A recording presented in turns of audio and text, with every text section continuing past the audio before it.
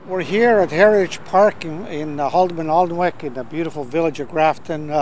And this particular parkette was made possible by an Ontario Trillium grant of some $15,000 and work along with the community to keep Grafton history alive, which it tells a real story.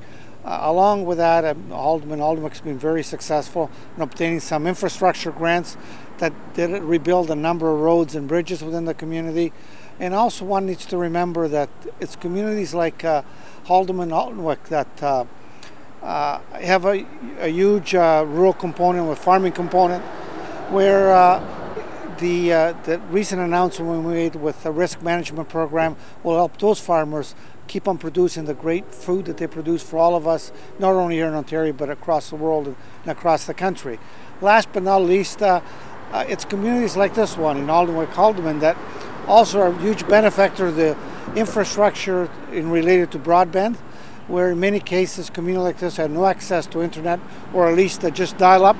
But now they have full access to high-speed broadband, which makes them very, very competitive with the rest of the world, both for home businesses and for the farming community.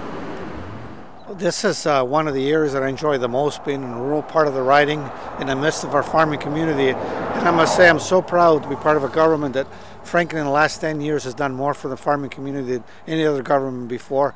And the list goes on and on with support for the different sectors in the last 7 or 8 years. Now with the full risk management for all the different sectors, so that we know that when farmers plant their seeds or they grow their animals, if there isn't a direct market, government's there to help through the risk management program to protect the safe food that farmers are great for in this great riding in Northumberland, Quinte West. The other piece that's very, very important for rural Ontario, especially Northumberland and Quinte West, is the investment that we've made in infrastructure.